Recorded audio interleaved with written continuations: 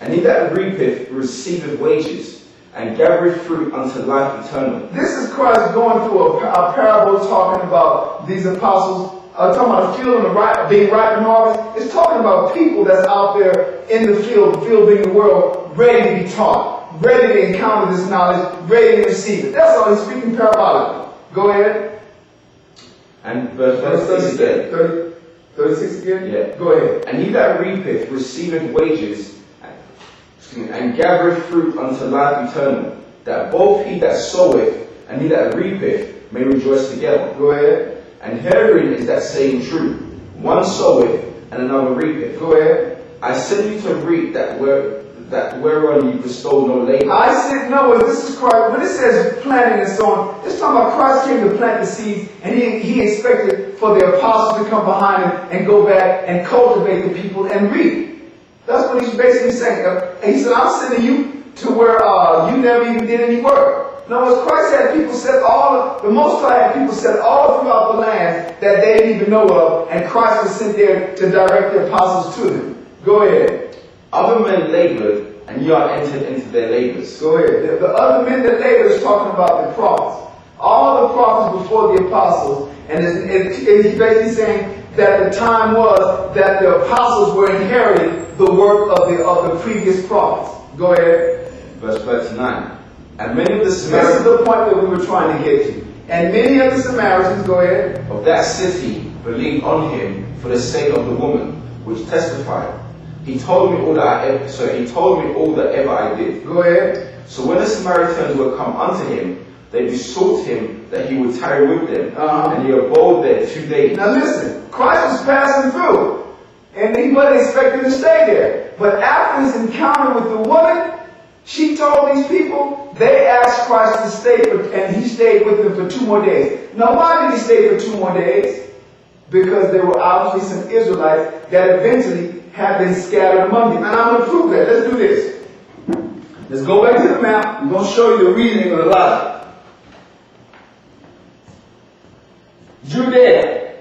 From here on down, you got Jerusalem, and all the south was considered Judea.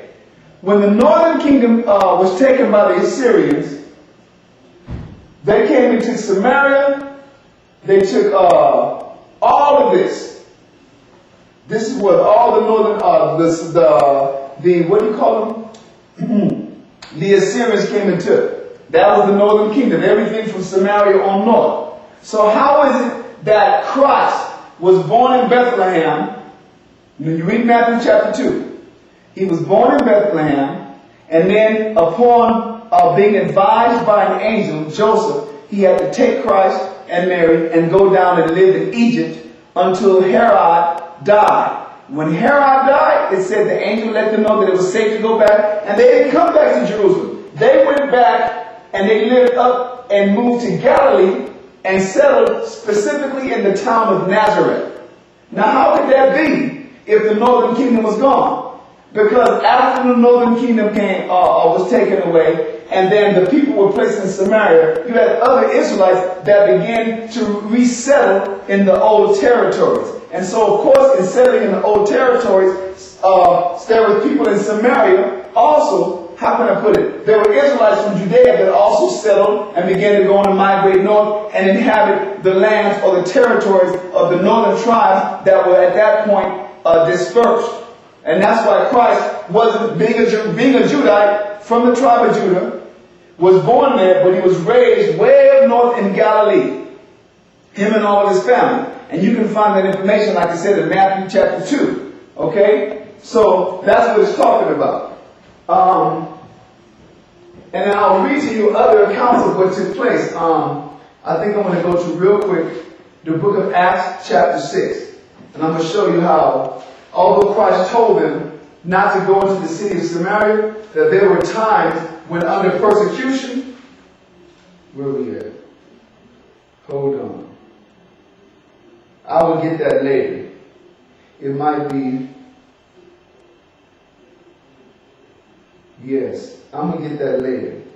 There was an incident in where the apostles got scattered.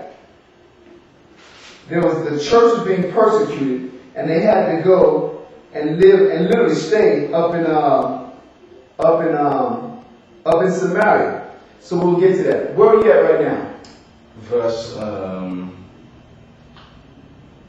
You at verse 39. Read verse 39. Verse 39. You're at St. John chapter 4, and what verse? Verse 39. Read it from verse 39 again. And many of the Samaritans of that city believed on him for the sake of the woman which testified, "He told me all that ever I did."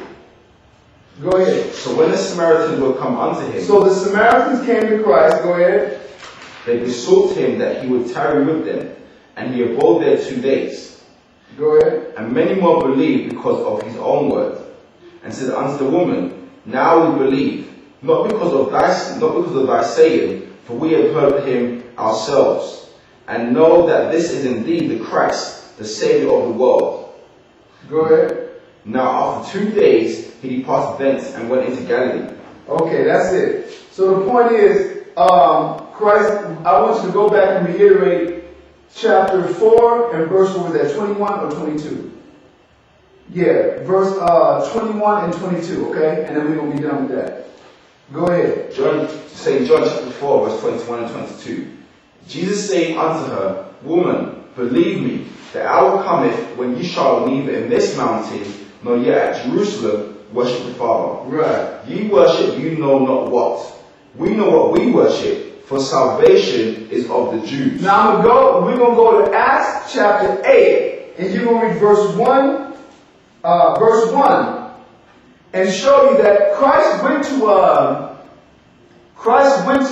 Samaria and ended up staying there for 2 days because there were Israelites sprinkled among them. Because we're going to show you after Christ left, something happened where the apostles, the followers of Christ, got dispersed. That would always be like a place of refuge where people would run to. I'm going to prove it to you. We're going to go to the book of Acts, chapter 8, and you're going to read verse 1. Go ahead. And Saul was consenting unto his death.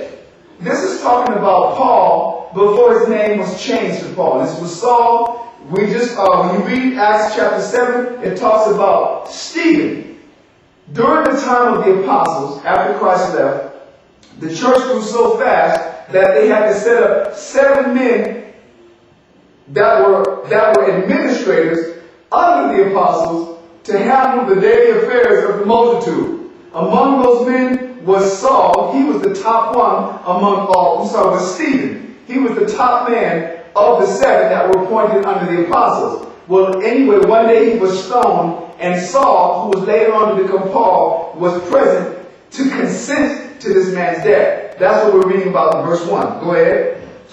And at that time there was a great persecution. Read it from the top again. And Saul was consenting unto his death.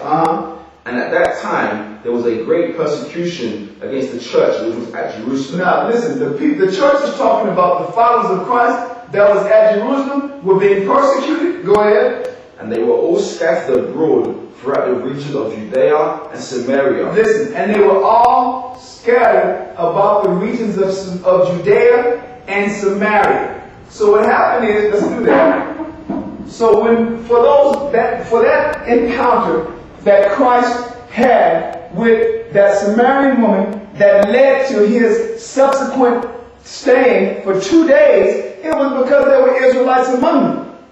And the proof is, like I said, it was a common thing for whenever persecution hit the church, they would go and it said, this is Judea. So they would be scattered throughout all of these cities in Judea and in Samaria. So Christ was gathering those people, not necessarily from that realm of persecution, but people that had been there beforehand. They were Jews. They were Israelites. Because he told the woman, you worship, but you know not what. We worship we know what we worship because salvation is of the Jews. Okay? Where we at, brother? Verse 1 of chapter 8. Read that again. And Saul was consenting unto his death. And at that time there was a great persecution against the church which was at Jerusalem. Right? And they were all scattered abroad throughout the region of Judea and Samaria, except the apostles. So that means in this instance, in this particular wave of persecution, everybody was scattered, but the